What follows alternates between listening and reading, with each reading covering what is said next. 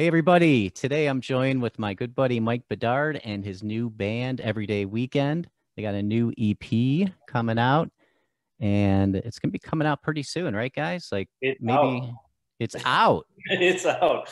When did Yeah. that happen? I thought it was still being October, yeah, October mixed. 23rd. But we are working on a new one that's going to be like a 3-song EP, maybe 4 songs. All right, well That's coming out soon. that is the confusion then because I was listening to it on Napster Yes. Yes. and I'm like, all right, then well they said it's coming out, so maybe this is just, I don't know. So, okay, well, way to start off the interview, Scott. Well, Yeah, no, it was actually that's my fault because I didn't realize you were referring to the new one I told you we were working on. So yes, you are correct. so tell me about, well, first of all, let's introduce everyone. This is Mike. Mike, go ahead and wave. I believe you are the lead singer and guitar player. I'm We not, all do a little bit of singing though, but I was gonna, probably 80% of was it. gonna ask about that. And in the middle, we got Kyle, not Al, Kyle. Kyle, yep, and I play bass and sing as well. Awesome. So, Steve, you must be the drummer. I try to play drums. That's it. That's all you do, right? No. He does sing. He does sing. He's singing. He sings a song. One song we have on the first EP. Yeah, cool. I was gonna ask you if there were more than one lead singer because I can't remember the song.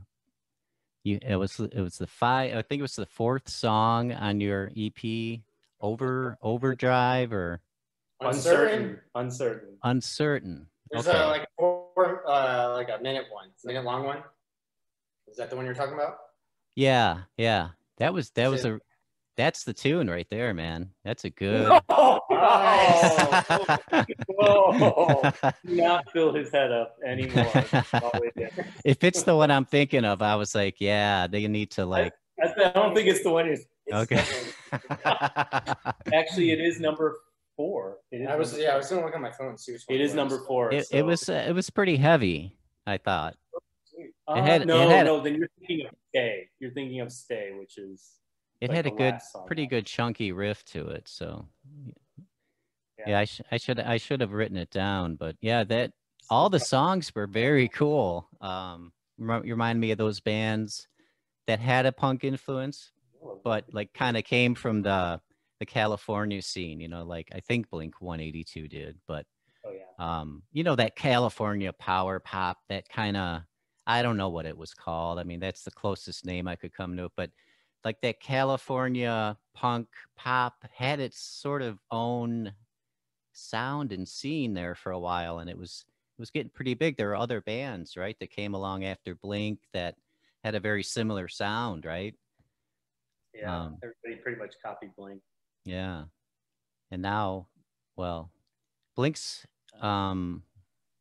changed a bit now is Tom DeLonge still in Blink or? No, he's been out for years now, actually. Matt Skiba from Alkaline Trio is now singing, but we remember Skiba from the Chicago. I mean, he's from McHenry, so Right. where I used to live for a while. But yeah, they kind of came up back when, what was that radio station used to always play like local music on Sundays? Not the Loop, but I can't remember what channel it was. Oh, yeah, I know what you're talking about. 101 or something. I don't remember. Maybe Q101? Q101, that's Okay. it. Yeah. Yeah, they used to play like Sunday nights. They play all the local. Yeah. So is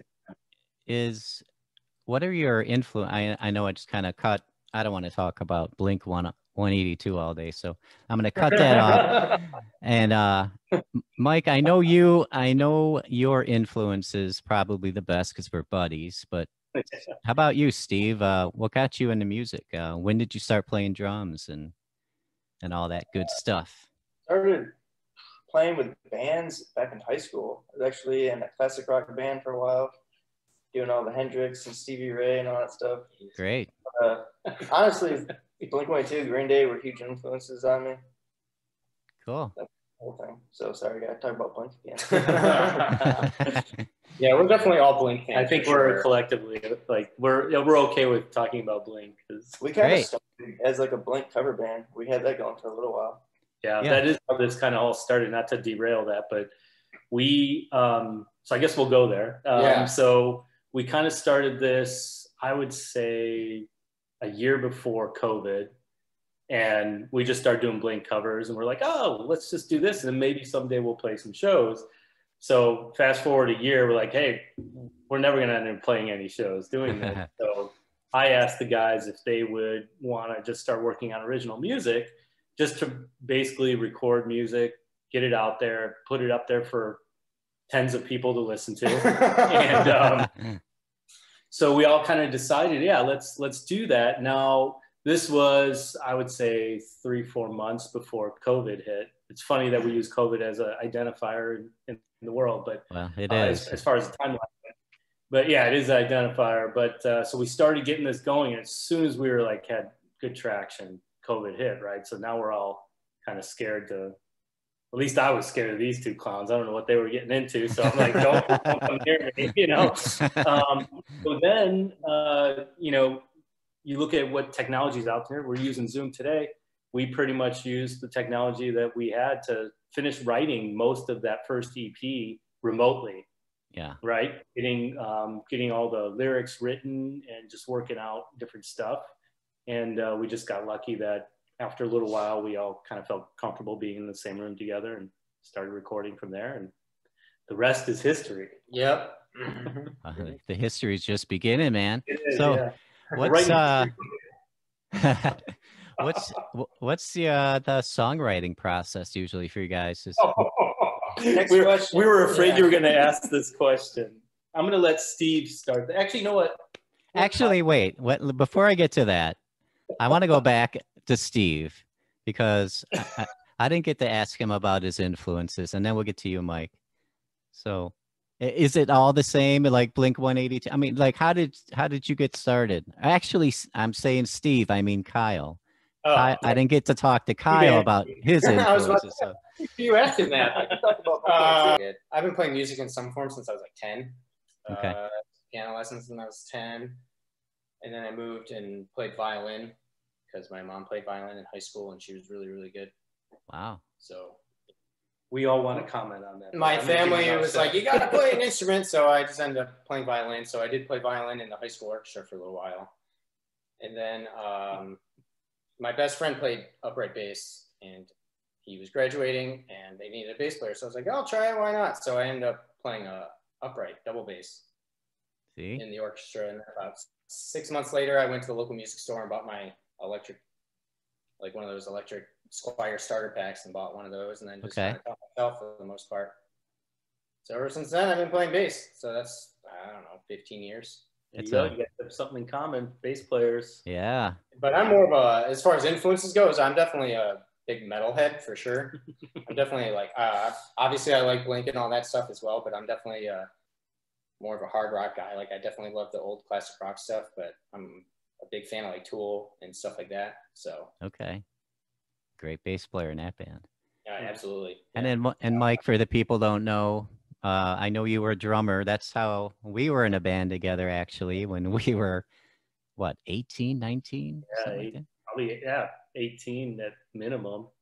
And I only knew you as a drummer back Yeah. then. Yeah, But I think I'm still in a room of musicians. I'm still a drummer. Like that's what I am. I don't consider these two guys musicians, so I'm kidding. But yeah, in a room of musicians, I'm still a drummer. That's still my primary instrument. But you know, I've always played guitar, and I pretty much like to play any instrument I can. And I'd love to be a phenomenal singer. That's just not in the cards. But I worked on it over the years because I really wanted to get better, and I have gotten better. So I think overall the progression for me is just I'm just a musician in general, right? Yeah. Same with these guys. We'll take a stab at anything that we haven't done before, and that's the way I look at it, right? So Yeah. if I can do something I've never done before and actually have it be decent, so my compliment to me would be like if you're like, hey, that song's actually not bad, I would be like, fuck yeah. That's what I'm talking about.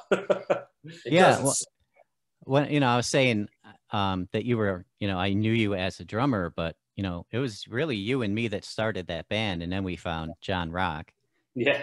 And but no, you and I, you always had song ideas, like, and all kinds of, hey, let's stop here, let's do this, let's do that. Hey, Scott, play this.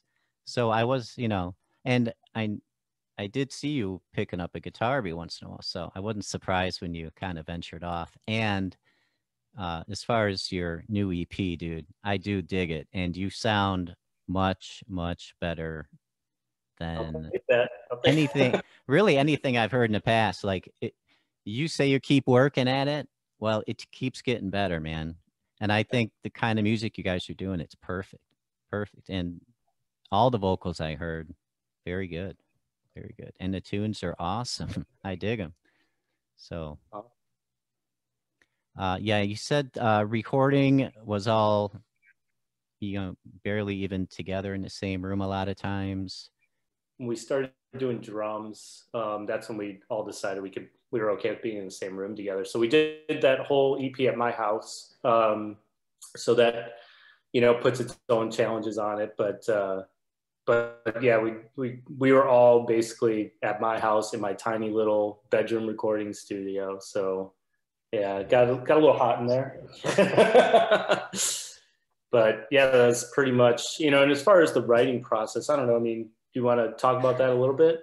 Yeah. Let me know give me the sort of typical ways that you maybe come up with something, and then give me one of the stranger ways you've come up with something. Yeah, why don't you take this one? Okay. We usually just kind of come up with ideas separately and then kind of bring them all together. So I might write something and then like on guitar or whatever. And when we get together like this, I might be like, hey, I got this. And I'm like, oh, that's cool. Or, man, I'm not feeling it. That sort of thing. I mean, that's kind of how, Mike will do the same thing. And one of us will be like, but it's basically that. And then sometimes we both have two good ideas and they work in the same song, or they just become two separate songs or whatever. And that's kind of how it goes. And then we just write lyrics together most of the time. Like someone might start the lyrics like, oh, this is kind of where I'm going or where I'm thinking. And they might have the general idea down, but we might, as a band, kind of dissect that chorus or whatever, and like, oh, let's change this word or instead of this. So it's very much a group thing. We definitely do it all together for sure, but it's not. I don't think. I mean, there was only like maybe one song on the new EP that was basically just Mike. Like, here we go, we got one, and it was basically just all Mike. And I just went in there, and he's like, didn't even tell me the chords. I just figured it out by ear, and was like, all right, well, I guess that's that. And which is like fine. I like the song, so it's not bad. But for the most part, I mean, most of them are all written as together. 3-man collaboration on everything. Yeah, so it's great. One of the things I'll add to that, he's 100% right. And so for me, we all have, I think, different perspectives, and we're all at different, like, I guess, areas in our life for writing. So he's right. A lot of times I just send them a demo with like half the song done for the most part. But one of the key things for me, though, on this was, so as you know, I'll write my own stuff. I play everything. I record it all, write all the lyrics, and then I put it up, Start calling you Prince. Right. Well, and so my goal with this was really to not do that so much and to work with other people rather than have it just sound like me. I wanted it to be more of a collaboration. That's just my opinion, what I really wanted. So that's why I wanted to work with these guys, because we're all at different, like, I guess, stages in writing. For Steve, this is like a brand new thing for him. Like, he's never written a song. Kyle's been writing songs for a long time. I've been writing songs for a long time. But you get different stuff from each one of us, and that's what makes it work. Because when we all come together, it is truly like collaborative. I don't want to do something and say, well, this is all me. Now that one song, I guess it was all for the most part. But I mean, it was just like that's one example that I would say is the anomaly. We're really trying not to do that. We want to have every song be collaborative as much as possible. Yeah. And I like the energy and the fun that's behind the songs. And I think we really need that right now as a people, just everybody, you know. And even though people can't get out to the clubs and jump around and party right now, it was very refreshing listening to your 5 tunes on that EP, man. So it's killer, man. I dig it. When the pandemic is over, what are your plans? You said you're working on another 3-song EP, but yeah, you know, you guys gonna try to, you know, get out there and have some fun, play some clubs out there in Texas, or you're just gonna hide on the internet and make sure everything looks all pretty before you release it? yeah, I think for sure. But I don't want to speak for these guys, but I think overall, so Steve and I, and Kyle too, we all end up playing with different artists on our main instruments, right? Well, I say that for me. I play drums with different Texas country artists. Steve has been playing with the same artist for over 2 years now. Kyle's been playing with a couple different artists. And so like, that's kind of like in Texas, you have to play Texas country if you want to be playing live. Okay. For what we're doing here, there is places, but I think that's going to be kind of low on the totem pole, just my opinion, when things open up. Like, I don't know if people want to go see a rock band, but I know I would like to play some songs live. You know, we're going to eventually have enough songs by the time things open up. And I think it'd be cool, you know, for us to be able to pull it up. We're actually going to have to like figure out how to play these songs live though, because there's a couple that we've recorded that we've never even played like as a group. We just played our parts. Yeah. You know, I don't know. What do you guys think? I mean, I'd definitely be interested. It's, you know, to be able to pull this stuff off live too, I think is going to be pretty cool, because there's a lot going on some of these songs. We would have to figure out how to translate it, you know? Yeah. Well, hey, you know, it's not the 80s anymore. You know, you don't have to hit the bars and go on tour to get people to hear you. So that's true. That's true. Yeah. So, I mean, that's why, you know, I'm like, what are your plans? Because like, you can just market a strategy, you know, and it could be anything, you know.